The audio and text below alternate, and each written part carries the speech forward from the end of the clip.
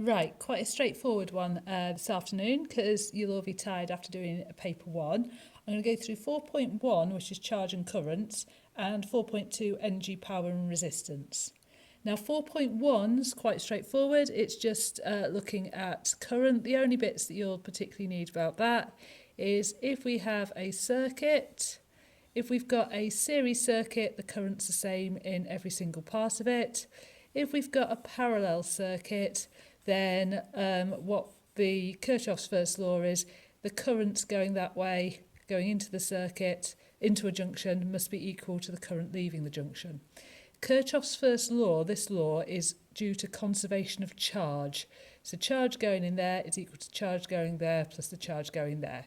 Okay, the other bits are, we always talk about conventional current. Conventional current goes from the positive side of the battery, the longer side in this diagram, to the negative. So here the current's going to be going around in this direction. However, electron flow is actually in the opposite direction. So electrons get repelled by the negative and get attracted to the positive. The other equations you need is I equals NAVE, sometimes that's a Q, because that's charge on the electron. This is the drift velocity, which is actually quite slow. Area, cross-sectional area of the wire. N is the number density, number of free electrons per unit, and I is the current. Normally they'll give you everything and you've got to work out a drift velocity, take care finding the area, cross-sectional area of the wire. So this is basically saying that all the electrons are going round in this direction. However, they don't all just follow on from each other going round like that. It's like a swarm of electrons. They can move in whatever direction, but they tend to drift in this direction here. So picture of it as a swarm of bees where the electrons are the bees. The bees can all move within the swarm, but the swarm goes in one particular direction. Okay, so that's 4.1. 4.2, there's a lot more content to it. First bit I wanted to revise with you is your definitions for EMF and for potential difference. Okay, very similar. Both are measured in volts, but there is a difference. And the difference comes from the equation that we can use for them, which is energy per unit charge. So both of them are energy per unit charge because they're both measured in volts, and 1 volt would be 1 joule per coulomb. However, this is energy going from another form of energy into electrical energy, such as chemical energy going to electrical energy in a cell, or kinetic energy going to electrical energy in maybe a dynamo, whereas this one would be electrical energy going into another source of energy. So electrical energy going into light energy for a lamp, or electrical energy going to kinetic energy maybe for a motor. So those are the differences and the definitions for them both. Now, you've got your first practical that you need to know about in this section, and the first practical is how you're going to find IV characteristics for a diode, for a resistor, and also for a filament lamp or a bulb. Okay, so what we need to do is be able to change the potential difference over the bulb or the resistor or whatever component we're using. To do this, what you have got to do is have a circuit, a potential divider circuit with where we can vary. I'm going to do this over a bulb, but instead of this bulb it might be a resistor or a diode. We need to measure the current in that part of the circuit, and we never need to be able to measure the potential difference. Then what we can do is we can change where the slidey bit is on this, and we can change the potential difference over the lamp, record the potential difference, record the current. Now, you might have maybe in GCSE seen the circuit just with a variable resistor in and whatever it is that we're trying to find the IV characteristics over, okay, with an ammeter and a voltmeter. That would get you some marks and it would get you some results. However, it's not as good as this diagram here, because with this diagram, with this setup, if you slide this, you can go from 0 volts up to the maximum volts. If that was a 6 volt battery, you can get from 0 to 6 volts.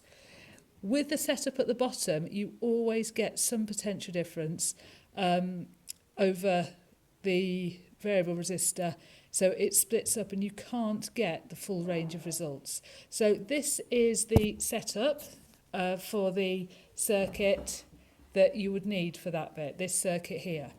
Now the IV characteristics, when you draw them, you have a VI graph like that. A resistor is a straight line, and that shows that it's ohmic. Remember, if something obeys Ohm's law, it's that I is proportional to V or V is proportional to I at a constant temperature, or if all external factors are kept the same. So that's what an ohmic conductor is.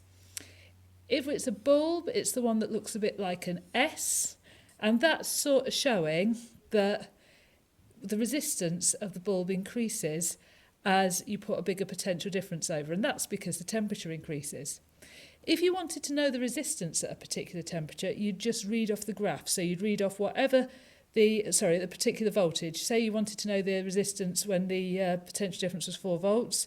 Just read off the graph what the current is and use your equation R is equal to V over I to be able to come up with what the resistance is. It's not the gradient of the graph, you just read off the graph. The last one is for a diode. Now, diodes only conduct in one direction, so it will go along the x-axis. I can't draw that very clearly here, but along the x-axis, past the x-axis to that minimum voltage that you might remember from when we did quantum, and then we get an increase like that, okay? So that's what it looks like for a diode. You need to be able to go through what all the characteristics of those 3 graphs are. Now, other things that you need to know what a light-dependent resistor is and what its characteristics are. So light-dependent resistors, remember you draw them like that. What they do, and the thermistor, you draw like that. Okay, so this one, the resistance varies with light, this light intensity, this one, the resistance varies with temperature. Now, the graphs to show what happens are both very similar. As light intensity increases, the resistance decreases. And for a thermistor, it's as temperature increases, resistance decreases. Remember, that's opposite to what a bulb does, and that's what makes thermistors special. They do the opposite to what bulbs do. So you need to know how we use those in potential divider circuits, and I'll put that on a video hopefully later. Now, the next section is about resistivity. Now, remember, the difference between resistance and resistivity, resistance is measured in ohms, and that is a property of a particular component. Okay, so we might have a particular resistor that's got a resistance of 100 ohms. Resistivity is measured in ohm meters, and that is a characteristic of a particular material. Okay, so copper has got a resistivity, and we can use our equation to work out the resistance of a bit of copper if we knew the length of the cross-sectional area. Now, the equation that links the two of them, the resistivity it is there in the equation, is because resistance is proportional to length and resistance is inversely proportional to area.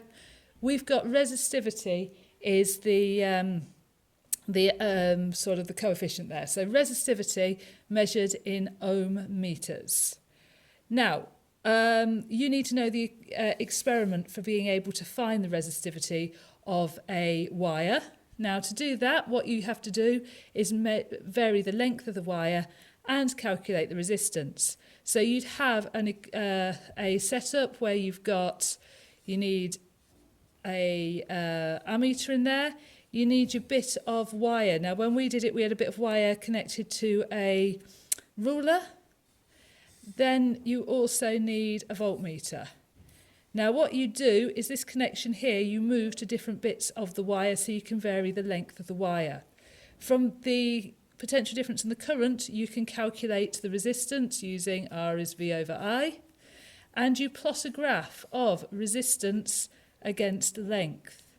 Now, the graph should go straight through the origin, and the gradient of the graph, if you look here, if you plot resistance against length, the gradient should be resistivity divided by the area. Now, remember, when you're saying about what you need to measure, Yes, you need to measure the potential difference, you need to measure the length, you need to measure the current, but you also need to measure the diameter of the wire to be able to calculate the area of the wire. Every single experiment that you're talking about, remember you need a procedure, so that's how you're going to set it up, what you're going to do, measurements, and don't miss out, as I said, the area measurements for this, and analysis, what you're going to do with your results, what graph you're going to plot, how you could use the graph to work it out. So that's the resistivity equation. Last bit for this video is looking at power. Now, electric power is energy per unit time. That is just an equation that works whether we're looking at electricity or whatever. So power is energy or work done per unit time. I suppose it should be energy transferred, okay? Work done per unit time.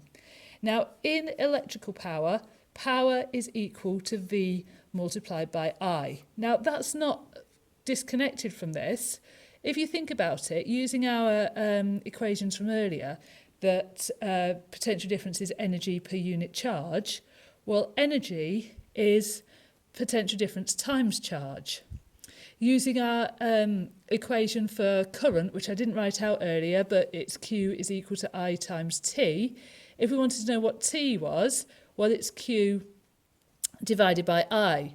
So if we put those two things in here, so T is Q divided by I, and energy is V times Q, you've got V times Q divided by Q, which would be divided by I. The Q's cancel out and you get P equals VI. Now, if we wanted energy, energy is power times time, so energy transferred, or work done, is equal to V times I times T. Okay? With this equation, you can use V equals I R and substitute that in so it comes P equals I squared R or P equals V squared over R. Now, last little bit that I wrote down was it says on the spec that you need to know that a kilowatt hour is a unit for energy. We haven't done too much on this, but it's just using our key equation, this key equation here, energy is power times time.